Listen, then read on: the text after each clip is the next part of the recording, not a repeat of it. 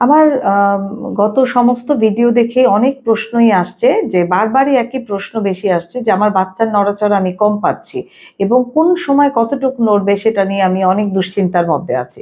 আমরা আবার একটু বলতে চাই যে আসলে বাচ্চার নড়াচড়া মাকেই বুঝতে হবে এবং মাকেই বুঝতে হবে তার বাচ্চাটা কতটুকু ভালোভাবে নড়ছে এবং কতটুকু জোরে নড়ছে এবং সেটা ২৪ ঘন্টায় কতবার নড়ছে।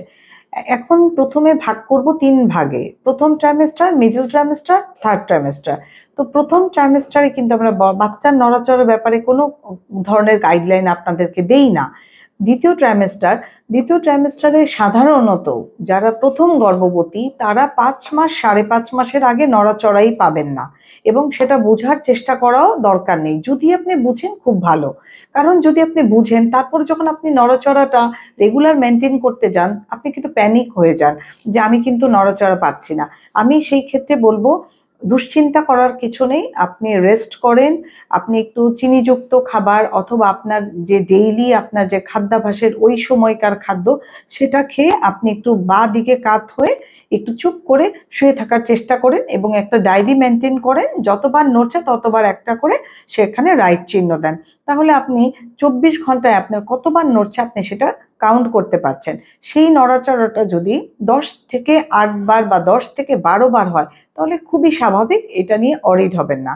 আর যারা লাস্ট ট্রাইমেস্টারে আছেন, শেষ ৩ মাস, তারা একটু সতর্ক থাকবেন। তাদের ক্ষেত্রে বলবো যারা ৬ থেকে ৭ মাসে আছেন তারা প্রথম নাস্তা খাওয়ার পরে আধা ঘন্টা বিশ্রাম নিবেন। তখন যদি ২-৩ বার নড়ে গেল খুব ভালো। তারপর দুপুরে খাবার পর আবার ২-৩ বার নড়ে গেল, রাতে ডিনারের পর ২-৩ বার নড়ে গেল। টোটাল কিন্তু আমার ১২ বার ১৪ বার হলো, দ্যাটস ফাইন। কিন্তু যারা ৮ মাসের পর, আমি বলবো তাদের ক্ষেত্রে কিন্তু আপনারা এভরি 3 আওয়ারলি বোঝার চেষ্টা করবেন।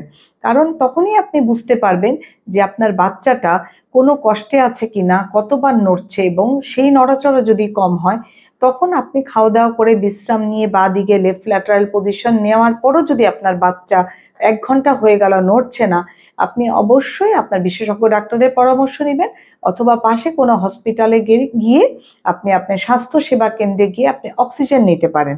তারপরও না নড়লে আপনি অবশ্যই আল্ট্রাসোনোগ্রামের উপর ডিপেন্ড করবেন এবং আপনার বিশেষজ্ঞ ডাক্তারের সাথে সরাসরি যোগাযোগ করার চেষ্টা করবেন।